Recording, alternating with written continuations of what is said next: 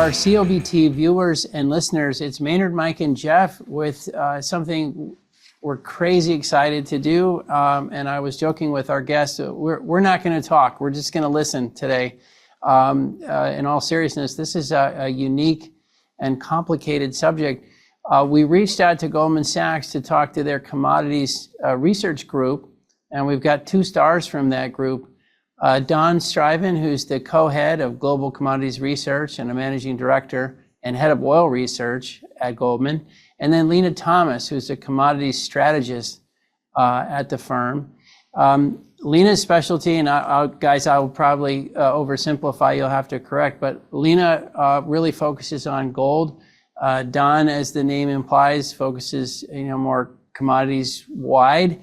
So we'll talk about oil and gas and copper and gold and a number of things. But between the 2 of them, and once you throw in interest rates and tariffs and the world at large, geopolitical risks, central banks, structural markets, all kinds of things, we're going to learn about many of these fascinating dynamics.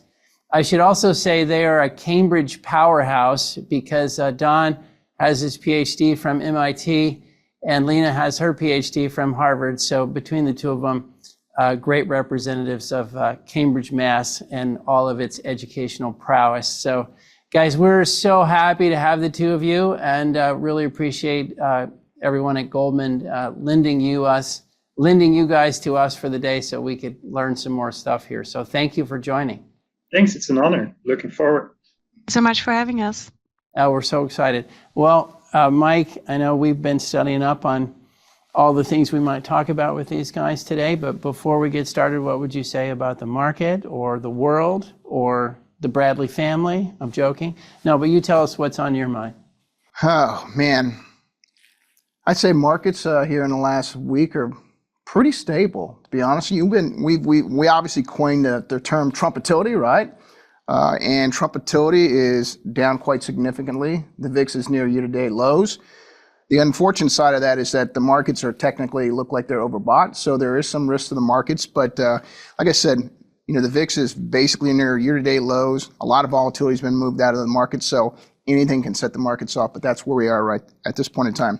I think some of the big news at the beginning of the week was the U.S. debt downgrade, right? Moody's downgraded U.S. debt by 1 notch, and people were concerned when we came in on Monday morning that markets would tank. Bond price yields would be up and way up, and they weren't. And the reason they weren't is because, look, bonds respond to what's going on in the economy, what's going on with inflation, employment, and equities basically, deal with like what is the earnings outlook for the the S&P over the next year, 2 years, and those don't really change that dramatic. And I'd say if we think about it, the last 2 downgrades was sort of August 5th of 2011. And what happened there a month after basically that downgrade, bond yields went down by 55 basis points. The S&P was down 3%. The second was August 1st of 2023. Bond yields went up by 20 basis points and S&P was down 1.5%. So just kind of 3 different, and this one, like I said, bonds and basically equities have gone sideways. So I think people are overlooking at what bond, downgrades mean. I mean, I think it's a warning sign, but what I would say is that when we're going to talk to our guests today, I think gold, Bitcoin, those type commodities are basically showing that there is some risk with the debt. This week, gold was up about 1%. Bitcoin's up 1%, but year to date, gold's up about 25%, and Bitcoin is up around 13%, both near all-time highs. So I think those are more reflective of what's going on with U.S. debt than bond yields. And so that's where we are. I'd say the last thing I'd hit here is sort of 4 or 5 of the biggest stories here in energy over the last week or so. The first one was Blackstone Infrastructure, basically is looking to acquire TXNM Energy, which is Texas New Mexico Power, $11.5 billion deal in electricity. That's more of a utility company. As the week before we saw Vistra basically buying some megawatts. I think it was $1.9 billion deal for 2,600 megawatts, and you had NRG basically buying Ellis Power for roughly $12 billion for 13,000 megawatts, and Constellation Energy buying Calpine at the beginning of the year for about $26 billion. So a lot of electricity deals happening. Just this week. The second was Strathcona Resources, looking to acquire Meg Energy for $6 billion. reason we mention that is that, is there going to be more consolidation in Canada? Will U.S. companies look at MEG? And what does this mean about, maturity in U.S. shale and Canadian, and Canadian resources? And so we still think there's going to be a lot more of this happening. I think companies are going to get bigger, so consolidation is going to be a big theme. Tomorrow is a big day. Phillips 66 is going to have a basically annual meeting. A proxy vote is going to be launched there. Obviously, Elliott is looking to put four advisors and four nominees on the board, and so I think it's going to be really, really looked at. Elliott has gone after this, has gone after companies before, but they've never gone to a vote, as far as I know. And so this is pretty historic stuff. And so I think from the standpoint of that, I think it's pretty inexplicable that ISS and some of these rating agencies sided with Elliott. But we'll see what the vote, what happens tomorrow with the vote, and what does that mean both for the short-term and long-term aspects for PSX? What is that going to mean? So big deal tomorrow. Today, the Trump administration reversed this Empire Wind 1 project off of Long Island. They had shut that project down 2 or 3 weeks ago. They reversed that today. And one of the reasons they reversed it is because they said that Governor Hochul basically said, yeah, we're going to maybe allow you to do some energy projects, in New York, and maybe even natural gas pipelines in New York. And as you recall, back in 2020, the Constitution pipeline was shut down. Does this mean the Constitution goes forward? What does it mean for natural gas names in the Marcellus?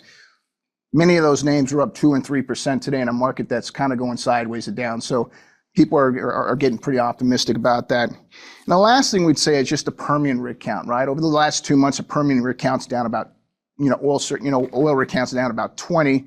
The frac count is down 5 or 6% as well. And so what I would say here is that I really want to talk to our guests today about what does this mean for associated gas growth, because upstream investors, that is a big thing people are looking at. What does this mean not only for oil, but what does it mean for natural gas prices in the U.S. and associated gas? And so with that, Maynard, we'll go ahead and turn it back over to you. Awesome. Well, there was a lot in there to chew on, Mike. Jeff, anything before we jump in from you? Let's jump in with the guests. All right, we're going to jump in. Daan and Lina, again, thank you so much for joining. I think maybe one place to start, and we can start with either one of you. I think maybe gold is a good place to start, because we know less about gold than anything we'll talk about today. And Mike mentioned it. Gold is up this year. It was up last year. You guys in your latest reports are thinking it'll go up again this year and into 26. I don't want to oversimplify, but could you just give us a primer? Pretend we're an investor calling up and saying, let's talk about gold. What do I need to know? We'd love a kickoff just talking about the gold market. Yeah, so indeed, so gold has had this very, very unusual rally. And actually, to start our story, we actually had to start in 2022. And let me just pull up a slide that kind of encompasses a lot of what has happened. So basically, as you can see from the slide, you can see that gold and interest rates used to have this very strong inverse relationship. So whenever interest rates would move higher, gold would move lower, which makes a lot of sense because gold doesn't pay in interest. And so you would then switch, for instance, to bonds. And this relationship was there for a very long time until, as you can see here on this chart, it basically broke down where the dotted line is. And this dotted line is on the 28th of February, 2022. And you can see it almost perfectly breaks down there. And that's exactly when the central bank assets of Russia got frozen in response to Russia invading Ukraine. And this was a retaliation of the West. And so basically what happens in 2022, and this is sort of what you can see under the hood here of gold prices, is that when interest rates moved higher, after 2022, because of the inflation, it actually did have a downward pressure on investor demand. That's something what you can see here in light blue, and it's something that you expect. That's something that that relationship is still there. So it did have a downward pressure on investor demand. But what happened in 2022 at the same time, because of the freezing of the central bank assets, is that central banks increased their purchases of gold. And it was a quite big increase. It was a five-fold increase of their purchases of gold. And it was so big that they were actually able to offset the outflows out of investor portfolios of gold and basically pushed the gold price higher. And that is why we've basically seen gold going up despite higher interest rates since 2022. Then 2024 came about, where gold outflows out of investor portfolios start to stop. And even there were some modest inflows because the Fed was expected to cut.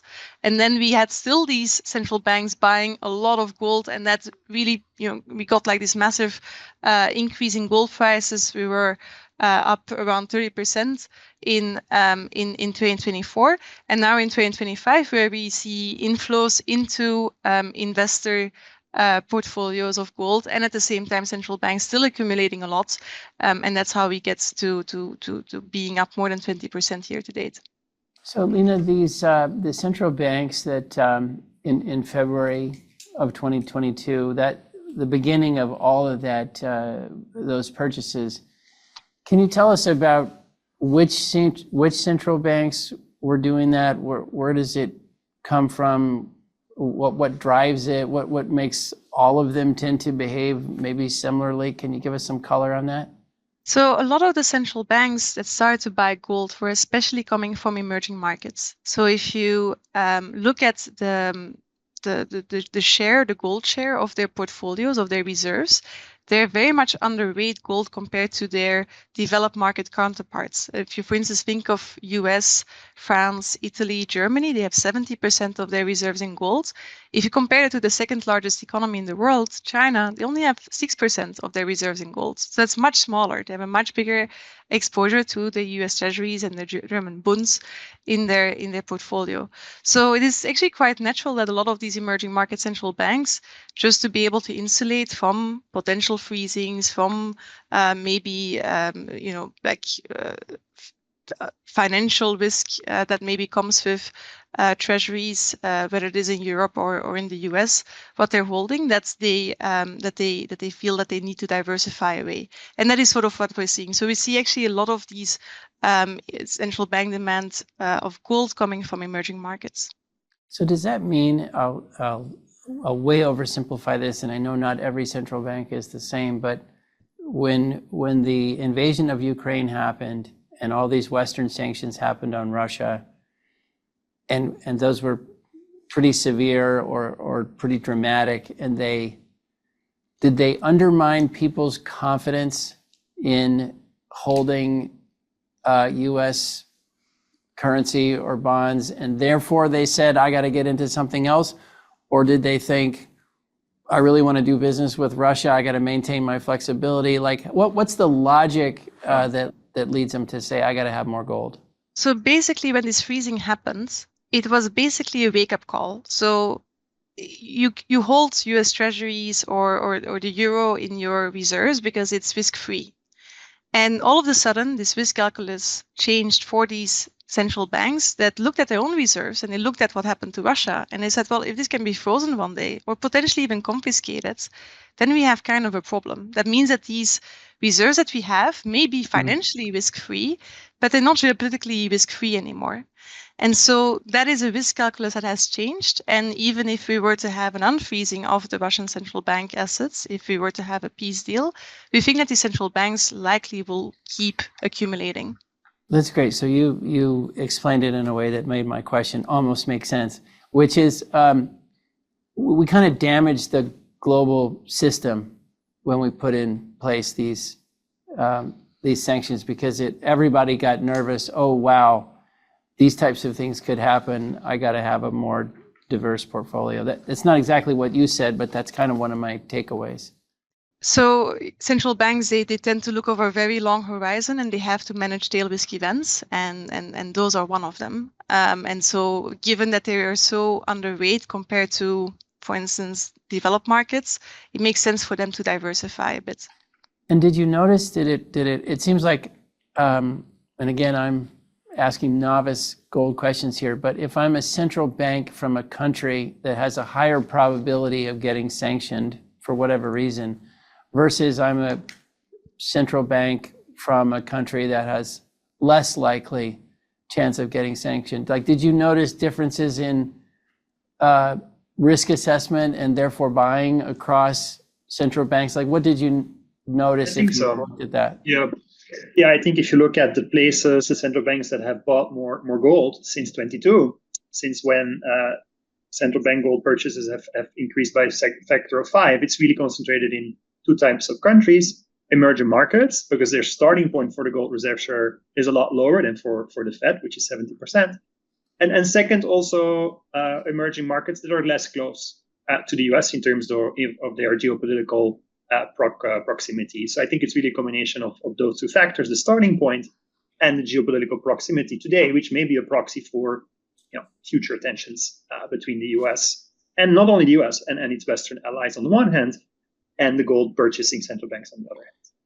And as people who study these markets and all these complexities, did you, when the war broke out, like how long until you were saying to your clients, like, oh boy, gold's going to go up because with all this sanctions and instability and stress, this is how this is going to play out? Like, how quickly do great observers of the market like yourselves, how quickly can you perceive that this is happening and going to continue to happen?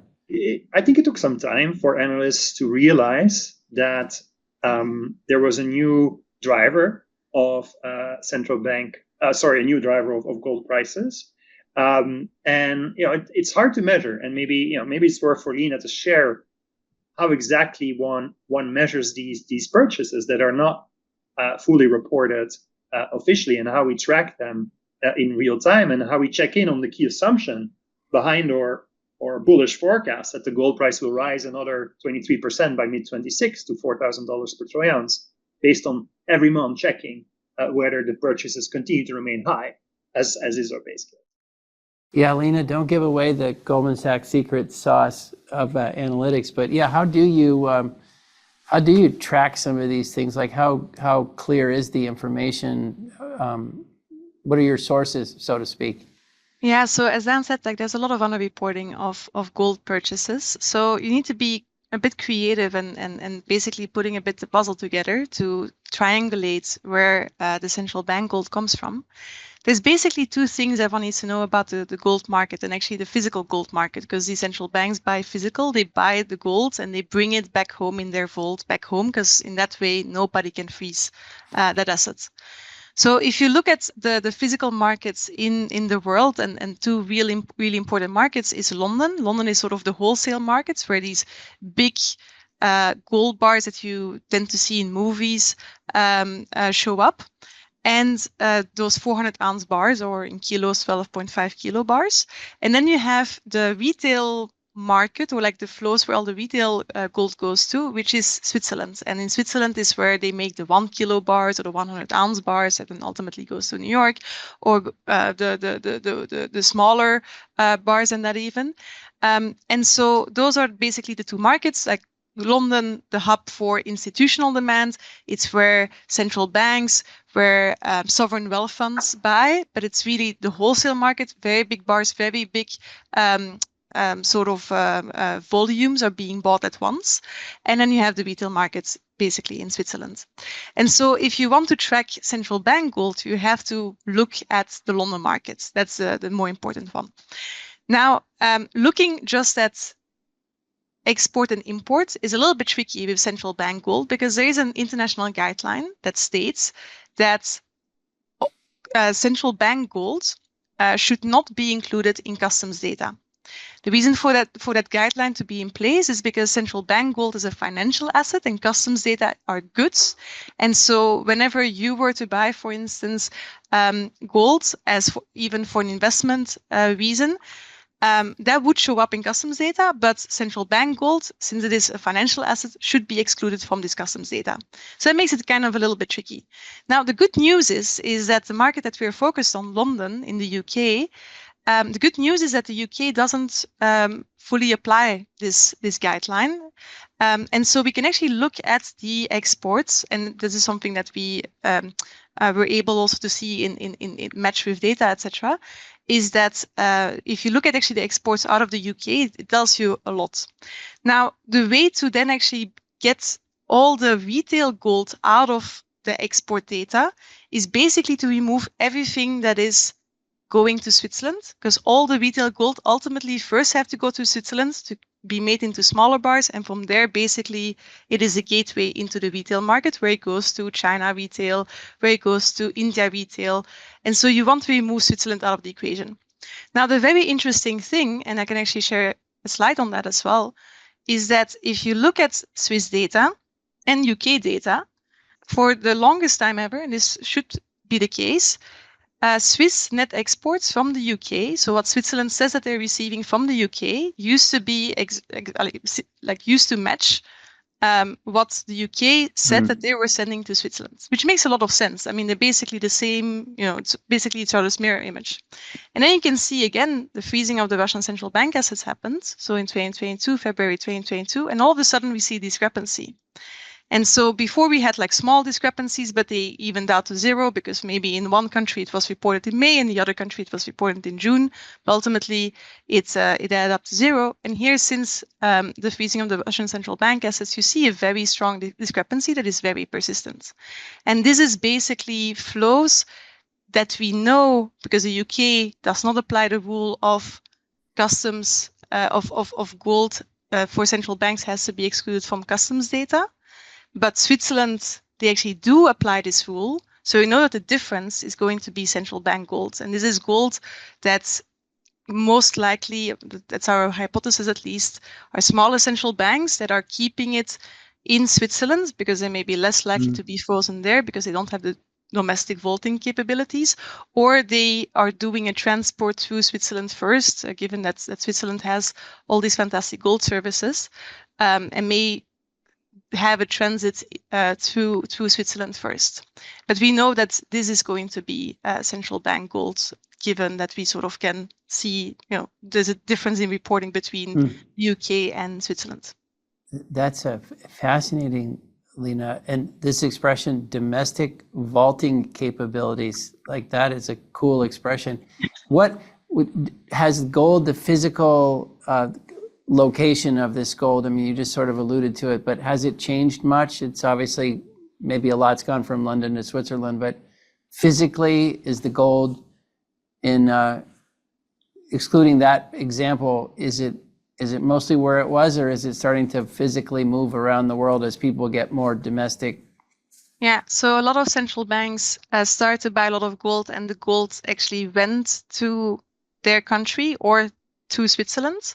And then another thing that is a bit typical in the gold market or central bank market as well is that a lot of central banks tend to keep their gold in the BOE, so the Bank of England or the New York Fed. And the reason for that is because when you hold your gold there, you can get an interest on your gold if you're a very large institution.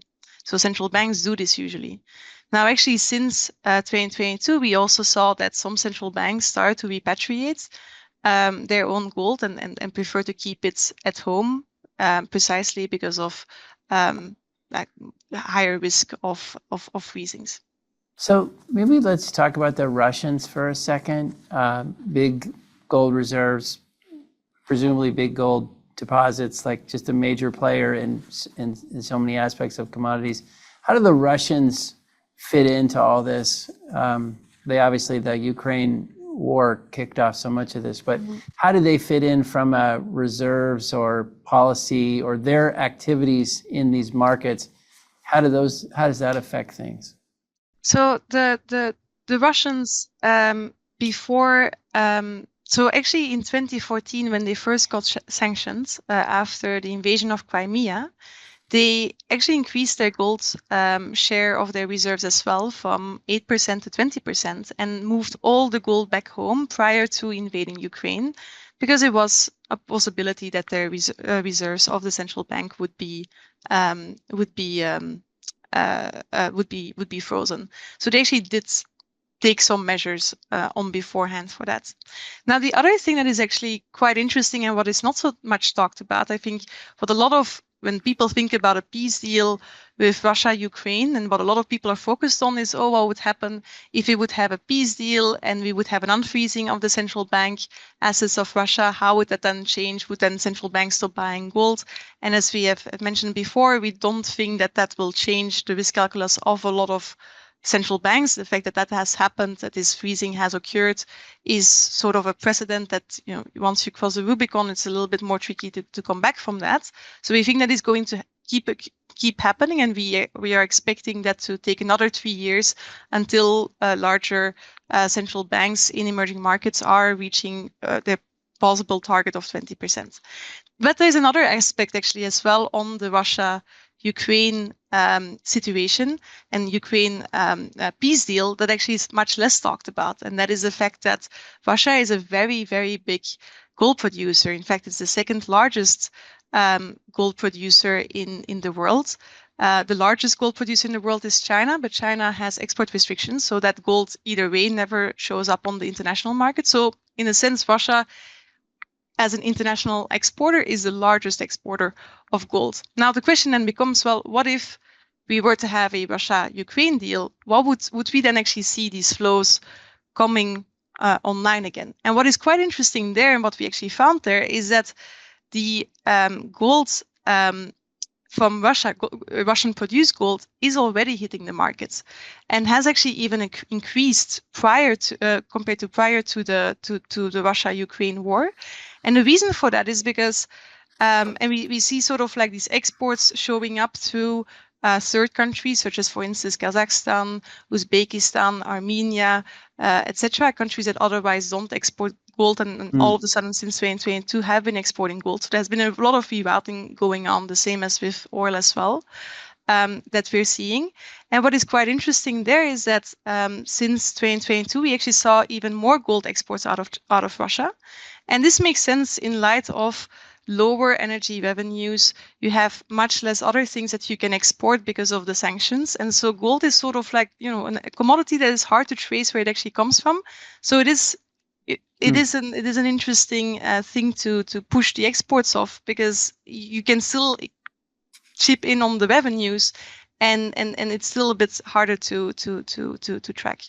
Daan, I was thinking about your role as co-head of global commodities. So you're watching oil, natural gas, various delivery points, gold, copper, silver, all the big commodities. And then in your world, here you have one that sort of blows out, so to speak. Like one of these things just takes off, it's going up in price, and it's coming loose from its historical correlations. What do you make of that from your seat, and how did you advise the clients, or what was your advice around how these relationships might either go back to what they used to be, or how there's now new relationships? Like, I'm just very curious from your seat what you make of all this as it's happening. Yeah, I think an environment where you see such significant structural changes in the pricing framework, and where you see such significant price action, that's an environment where we need to spend more time on the commodity. And that's why we're so excited that Lina, when she joined us from grad school in Harvard, really significantly improved the coverage, and actually her fresh perspective was a benefit, because this market has changed dramatically. And so, my role was to help her in spending a lot of time, including on very challenging data work, as she shared with the nowcast, right? To spend time on it and push it. That's sort of the internal job I see for the team. That Sam Dart and I lead as the co-heads. And then externally, we think it's a huge opportunity for investors. Our commodities research team formulates recommendations both for corporates, typically hedging commodity price risks, downside price risk for producers, upside price risk for consumers, and then investors. Commodities have a role in portfolios, and when we have a very strong conviction that gold has significant upside in our base case because of central bank buying, and on top of that, icing on the cake, if it's a great hedge against many of the shocks investors are worried about, whether it's tariff escalation, US debt concerns, potential pressure on the Fed, we think that gold would do pretty well in all of those downside scenarios for the global economy, for markets, for equity bond portfolios. So if you have this, perfect alignment of a solid upside price base case plus all these hedging values, we think our job is to be very vocal about a recommendation to go long gold, and we have been vocal, and we'll continue to be as long as we do believe that structural central bank buying is here to stay. Yeah, maybe I'll shift over to copper talk here. I mean, one of the things that we saw over the last 2-3 months was a big disconnect between CME and LME copper prices because of the trade tariffs and stuff of that nature. Where is that market at this point in time, and do you think that's going to normalize going forward? We have seen a pretty significant narrowing in the discount between the US COMEX price on the one hand and the UK or LME price, because the market implied probability of a 25% tariff on US copper has fallen from around 73% at the peak in late April to now below 50%. The reason that this market implied probability of a tariff has fallen is, I think, tariff fatigue. I think investors have noticed that some of the very significant tariffs have been paused or walked back, including the reciprocal tariffs. And so that leads many investors to conclude that even if we were to get a copper tariff, maybe you get a lot of exemptions or it's only implemented for a short period. And so I think a lot of investors have now expressed the view that initial market pricing of a 25% copper tariff was too lofty, and have therefore basically closed these long US versus short UK positions. We still think that a 25% tariff is pretty likely, and at this point we think that the market's implied pricing of the tariff is too low, and we recommend investors to go long US prices versus UK prices. One of the reasons is the copper. Copper is a pretty important critical mineral. It's the second most widely used material by the Department of Defense, and the Trump administration has identified that as a key reason to raise tariffs to incentivize domestic self-sufficiency and to incentivize domestic production. And we think that the Trump administration is very focused on energy dominance and on being less dependent on the rest of the world for critical metals such as copper. Yeah, I think, and the other thing is maybe from a macro standpoint, I've read on, you're pretty bullish copper still, and it really makes me think about 2021, 2022. Basically, everybody was optimistic on just about every mineral, be it copper, lithium, whatever the case may be, and you see copper is sort of in 9,500 range or something like that, and you have lithium is down 90% since then. And so I guess my question for you is, we're oil and gas guys, we're copper guys, we're electricity guys, but it seems to me that copper 12, 18 months ago was a real big demand story. It now seems, by looking at what you're writing, it seems to be becoming more of a supply story in that the amount of capital that's being, just for greenfield or brownfield is really falling off a map. Yeah, demand is going to be there. Maybe talk about some of those supply demand dynamics. I know you're thinking about 2026, the market's going to be a deficit. Maybe some thoughts on copper, where we are, where you think we're going to be in the next 12, 18 months in your base case scenario. Yeah, great. So I think for copper, we think the long-term outlook for the copper price is pretty bullish. We think it's a combination of a pretty tight supply situation and a structurally bullish demand outlook. But for this year, we're a bit more cautious.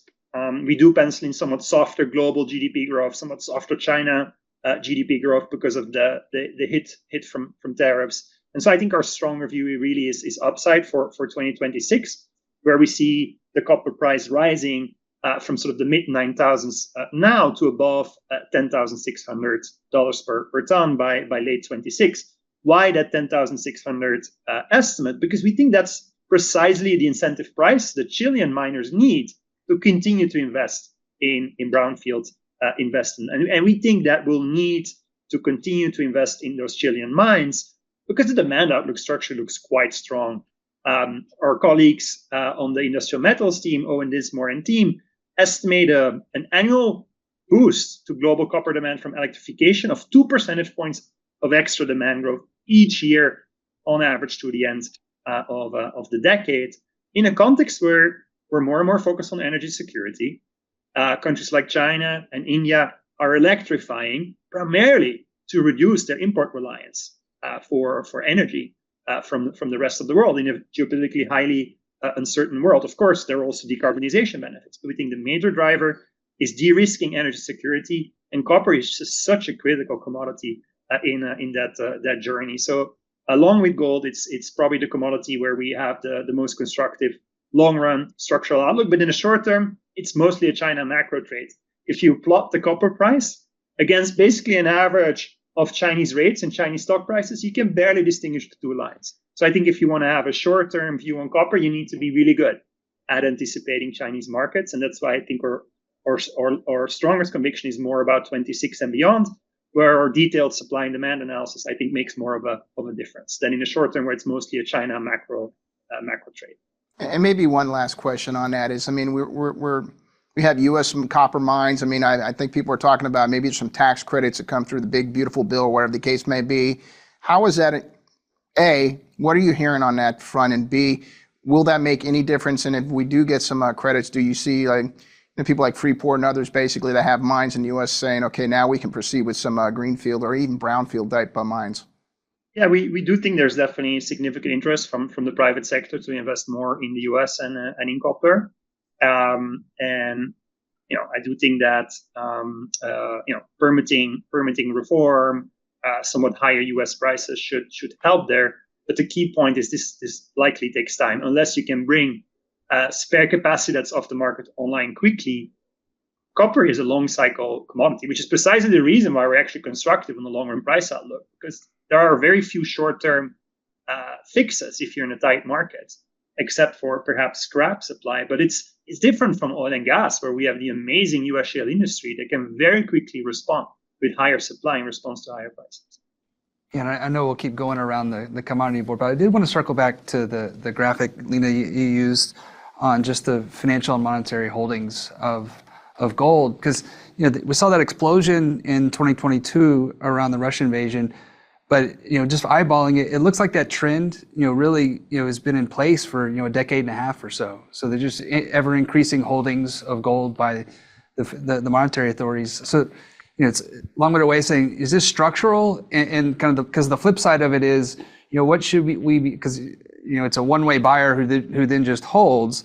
So what would be the tipping point for either that to unwind, or what should we be mindful of, observing of when it's full? So I guess it's kind of a multifaceted question, but just it looked like the trend had really started back 2010 or so, and so it's pretty long standing.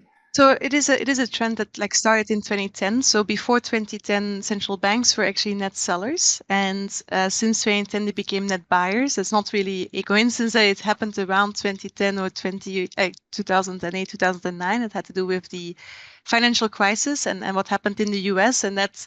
As I mentioned before, there's basically two reasons when central banks buy gold. It's either to manage financial risk of your assets, or it's to manage geopolitical risk. The geopolitical risk became front of mind around the freezing of the Russian central bank assets, but the financial risk was something that some central banks also started to think about when the financial crisis hit the US, and where some central banks also started to think about the US treasuries in their portfolios. And again, they're just really managing tail risk events. Now, what basically happened before 2022, and so we are showing sort of on that chart the cumulative sort of increase in central bank holdings. Before 2022, on average, the central bank purchases per month were around 17 tons. After 2022, the average is now around 85 tons per month. And that's basically a 5-fold increase that we see happening every month. And for instance, year to date now, it's 94 tons on average per month. And it's a trend that we keep seeing, and that's also what we're monitoring. If we are going back to lower levels and where we think maybe the central bank story is over, we would also change our forecast. But we actually see still very strong demand, and given our calculations that we have done and where we think where central banks want to be, and these emerging market central banks want to be in terms of the targets percent of their reserves that they're targeting, to get to 20%, they would need to accumulate at least another 3 years. And so, like, as they approach that target, certainly their buying pressure, is minimized. But is there a catalyst for them to reduce holdings? What would cause that to occur? So reducing holdings is not something that we think that they are planning to do. But the thing to keep in mind, and that's actually why we say 3 years, is that you can get to 20% of your reserves in 2 ways, either through increasing your volume, or the price needs to go up so that like your notional value gets closer to 20%. We're taking into account the price going up as a result of them buying, and that together, you'll need at least another 3 years to get there. And now maybe that in the next 10, 20 years, that's when they feel that there's again trust into the sort of like there's again a regained trust that they may sort of like get rid of their gold holdings again, but we don't think that's for now. That's sort of like for way down the line. Lina, I mentioned to you, as did Daan, that you joined from Harvard. You got a Ph.D. there. I noticed your specialization is in safe haven assets. And so I did a lot of my PhD on the dollar as a safe haven asset in Latin America. Yeah. So this is really fascinating stuff. When people are talking to you, just maybe not what do I buy or what do I sell, but more sort of like, okay, I need a strategy here to keep my assets safe in any context, whether it's political or economic or how the definition of safe haven, if you will. Do you get into debates with people about, well, here's the Bitcoin option, here's the US dollar option, and here's the gold option, and here's how to think? Like, what's the philosophical discussion you have with someone who says, I'm looking for a safe haven for my assets? So I think I'll defer to Daan on this question. Yeah, on Bitcoin and gold, I think it's natural that investors ask questions about them in a comparative way, because they have one thing in common: supply is very limited. The vast majority of the available gold supply has already been mined, and Bitcoin supply by design is limited. And I think this limited supply gives some confidence to investors who are worried about runaway inflation, which may be caused by potentially aggressive increase in money supply. So I think that's what they have in common. I do think there are some interesting differences if you compare both assets sort of on the standard risk return dimension that financial economists and investors like to look at. Both gold and Bitcoin have booked pretty significant returns since 2000, and especially over the last sort of three years. But depending on your sample, you would typically find that Bitcoin has booked even more spectacular returns than gold. But the flip side of that is that Bitcoin tends to be more volatile, more sensitive to drawdowns, and importantly, for the design of portfolios, tends to be somewhat more positively correlated with the performance of equities, especially tech equities. I think both Bitcoin and equities tend to do well when risk sentiment is positive. And so if you're considering allocating part of your portfolio to protect against risk as a safe haven and as a protection against equity downside, we do think that the lower correlation and the lower volatility imply a pretty significant positive allocation for gold. So this is fascinating. You mentioned, Daan, in the copper discussion that you thought 10.6 was a good price because that'll stimulate Chilean producers. But we don't talk like that around gold. Like, it's not like these gold prices are stimulating a whole bunch more gold supply to come on the market. Would you talk, Lina, about that dynamic in how gold producers, I guess, don't respond to these price signals? So there's basically two things on that. The first thing is that gold supply and mining supply is very inelastic, both on the upside and on the downside. So even if you have much lower prices, just because of geological constraints that you need to keep the mine running, they're still mining. And also on the upside, there's a lot of constraints there. And then if you really want to increase a lot of your gold supply, you would have to start opening new gold mines. It takes another 10 years to develop. Most gold reserves have already been, most good gold reserves have already been mined.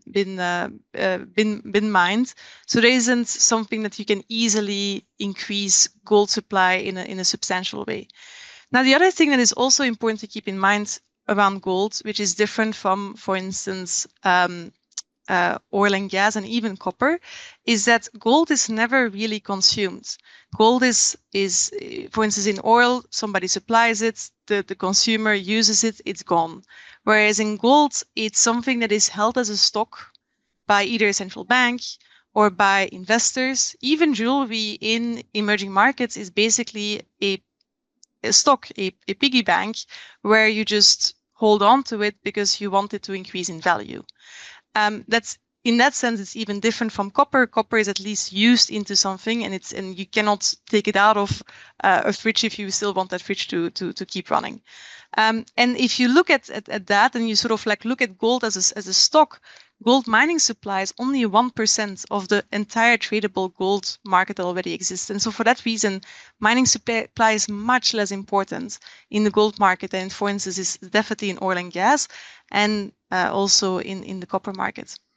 So one question, Lina, have you noticed if I'm a central bank and I started buying gold for all the reasons you talked about, and then I look up and gold has gone from 2,000 to approaching 3,000 to maybe it's going to go to 4,000, and so I'm struck by the fact that the insurance I'm buying, the cost is going up. Like this is just, I'm spending more and more and more to have this protection.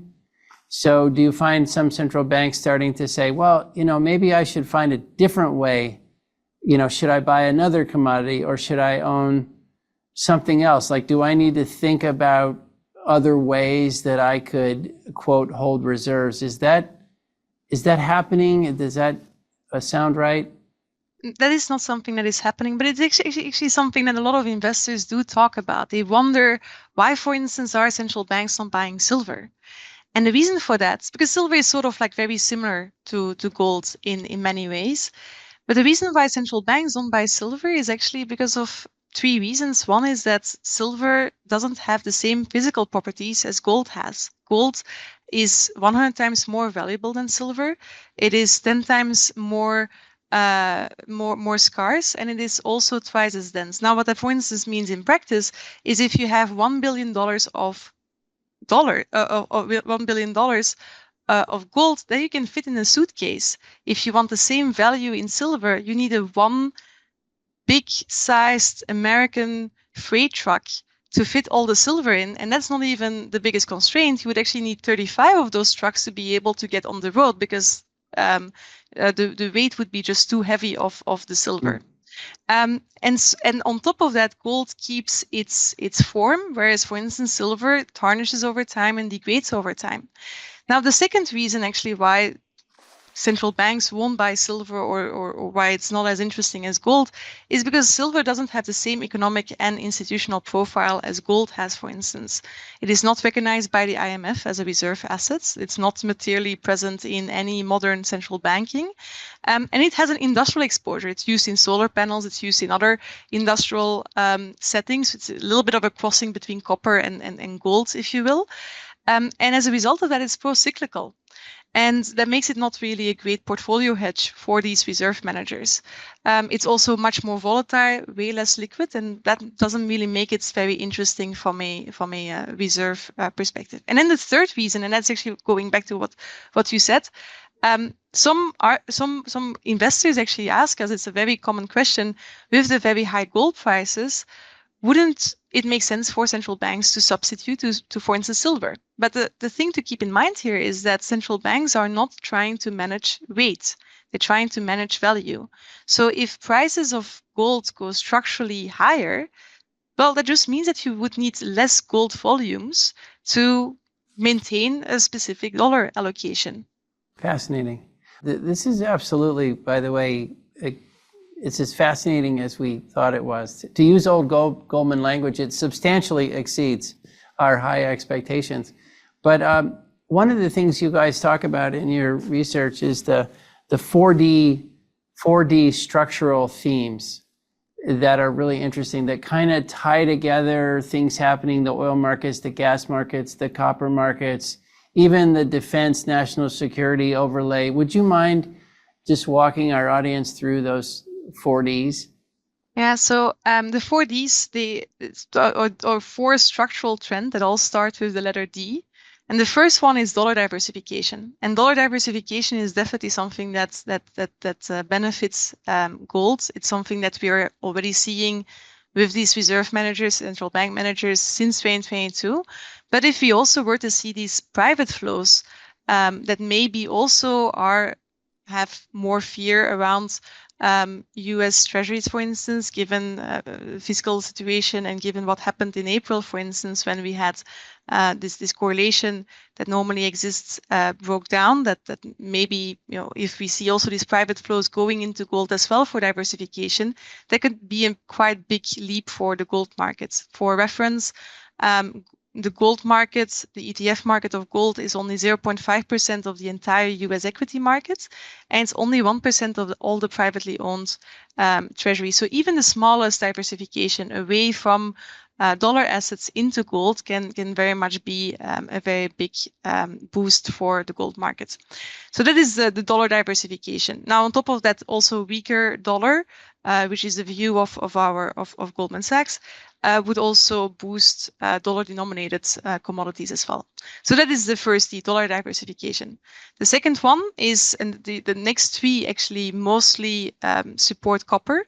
The first one is defense spending, which we're seeing in Europe and elsewhere as well. It definitely boosts industrial metals. The third one is the disinvestment that we saw in copper, as Daan has pointed out, where you have already this quite tight supply picture, and where you would need higher copper prices to incentivize the mining of copper. And then the last D is the de-risking of energy. And that is basically what also Daan has mentioned, which is that given that we, for instance, see in China as well as in India a boost for electrification, not necessarily because they are very concerned about the environment, but mostly also about their energy security, trying to move away from oil and gas, which they have less at home. And for China, for instance, metals is something that they do have at home. So why not electrifying so that you can have more control over your own energy security? And those three ones are all very supportive for the copper story. Yeah, I feel like I'm OG'd over gold. So maybe we can switch to you, Daan, and talk about your crude oil forecast for second half of 25 and into 26. I mean, question is, where are you in 25? Because typically, looking at your stuff, it seems like you're below most people on 25 and 26 oil price forecast. Maybe give people what your base forecast is for prices in 25 and 26, and maybe the upside downside to that, and then we can go from there.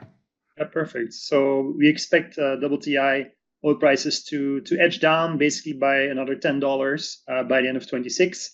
And we basically have TI edging down to sort of the low 50s by next year. The main reason is that we think supply growth outside of US shale is pretty strong, both coming from OPEC and then especially from what we call global supply, excluding OPEC, excluding Russia, excluding US shale, where we expect growth of just above 1.5 million barrels per day this year on a Q4 basis. That is pretty strong supply growth coming from companies that are delivering and executing very well in places like Guyana, in the US Gulf, in Brazil, and in Canada. And we think that those barrels are likely to come online even if prices move lower, because these are long cycle projects with low variable costs.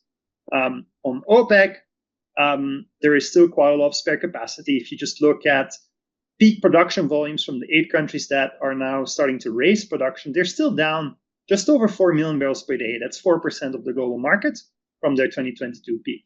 And our base case is that they're not going to flood the market, that they will announce one more production increase for the month of July, with announcement to come on June 1st, just in 10 days here. But the risks, I think, given very high spare capacity, are skewed towards longer increases, especially if demand doesn't slow down, or if compliance with production cuts from countries like Kazakhstan, Iraq, and potentially UAE doesn't improve significantly. So I would say our view of cautious below the forwards oil prices is mostly a view that driven by strong supply growth outside of US shale. On top of that, the Goldman view on the global economy is a cautious view. We don't forecast a recession, but we pencil in a 13 percentage points increase in the effective US tariff rate. Our economists think that's going to take off almost 2% from consumers' real income growth in the US this year. It will also slow down Chinese growth. And if you combine that with our view that Chinese oil demand has probably peaked because they want to accelerate the transition to energy that they have at home, especially power, we just don't see oil demand exceeding sort of its long-term trend of about 1 million barrels per day this year and next. And so if you put that all together, despite pretty tight spot fundamentals, honestly, inventories are fairly low. Refining margins are solid. Our cautious call is not about the spot fundamentals. It's really a view that the 6 to 12 months ahead outlook looks a little softer on the back of primarily strong supply growth outside of US shale. And the second question I would have is really investor sentiment, trader sentiment between oil and gas. To me, oil has always been a sort of a bullish sentiment. Gas has been sort of not a bullish sentiment because of the supply issue, but it seems like it has shifted quite dramatically. And I think it really boils down to oil demand is slowing and gas demand is increasing. Is it just as simple as that? And where do you think, where would you say oil and gas sentiment is right now? And where do you think it's going to go over the next 12 months? Yeah, sentiment on oil prices is still cautious. Sentiment on US natural gas prices is pretty constructive. And we have a lot of buy-in for the view from my colleague Sam Dart that Henry Hub is going to rally further. We forecast Henry Hub going up to $4.60 per MMBtu by the summer of next year. Why? Because we think the demand outlook looks strong. It's both the LNG cycle plus the power demand theme, in combination with the fact that if shale supply on the crude side edges down, that's our base case, you're going to have less associated gas production growth. You will need to incentivize the marginal producers. We think those are the non-core and Haynesville producers to drill more. And that probably requires a price in the high fours and potentially even higher if we pencil in a more meaningful risk premium. So yeah, we're quite bullish on Henry Hub. One cautious twist here to the bullish story is we're bearish TTF and JKM, basically global gas prices, because the LNG cycle means more demand for US molecules, but it also means more supply of US molecules and Qatari molecules in Europe, in Asia. But to end on a constructive note, lower energy prices will be good for Europe, will be good for Asia. It should support a stabilization, at least in energy intensive activity, which has suffered tremendously in places like Europe. Yeah, to stay with you, Daan, I was just curious, as you look across the portfolio of commodities you and the team cover, I guess it's which call is either the most controversial today, or what commodity has the most outsized investor interest relative to kind of its impact on the market? Pick one of those to share. Yeah, I think investor interest is a function of market size, and I would say the degree of out of consensusness of our calls. And so no surprise that investor interest is strong in oil, because it's still the biggest commodity, and because we have a below the forwards call, is strong in Henry Hub, where Sam and team have a bullish view and where the growth outlook is very strong. In gold, because we have been bullish and remain bullish, and then in copper, because I think it's just such a fascinating long-term tight story.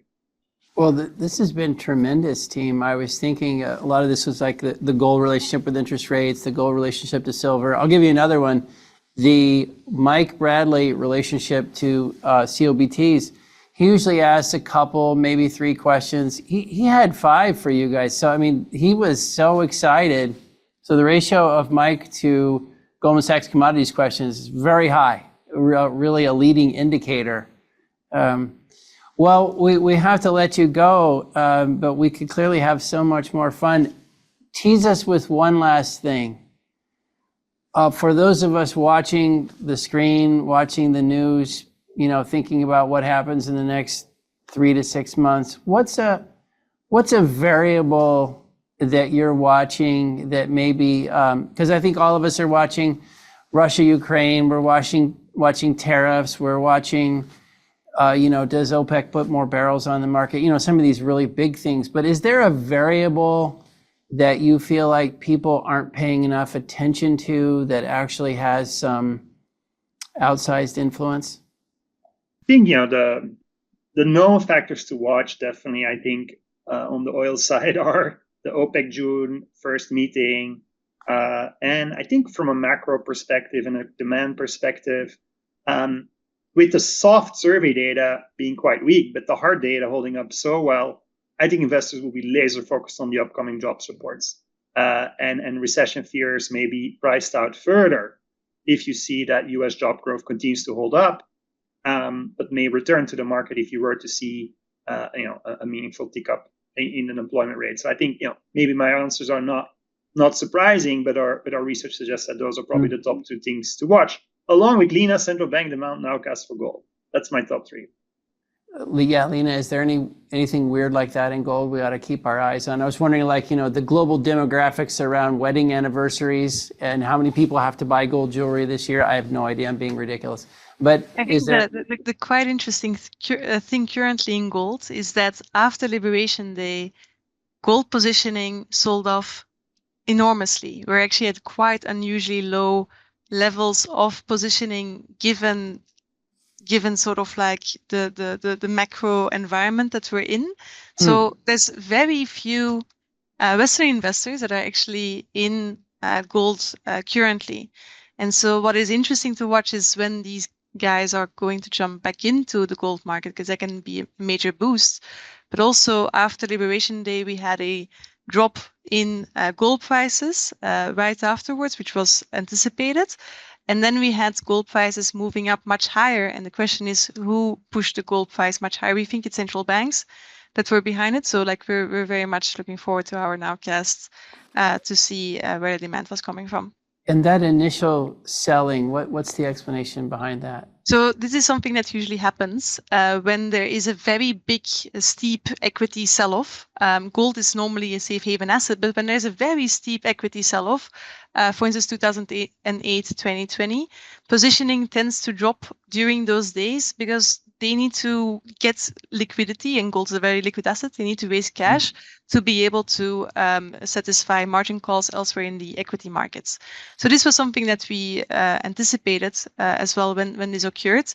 But usually after a few days, these traders come back into the market, and this hasn't happened yet. So we've been now for more than a month that these traders have not re-entered the market because they're a bit dumbfounded by gold prices going up so much, and they're not really sure where the demand is coming from currently. Awesome. A good entry point. It's a great entry point for that reason. Yeah. I tell you, this was really fantastic. Mike's ratio aside, but it is a leading indicator. I think this is one of the best discussions we've had in a long, long time. So fascinating. Daan and Lina, thank you both so much. We'll work with Goldman to see what we can attach to maybe, send out a couple of those charts, et cetera. But wonderful. Please come see us in Houston or we'll come see you. That was just really fascinating. Thank you. Thanks, Maynard. Thanks, Mike. Thanks, Jeff. It was fun. Okay. Thanks, everybody.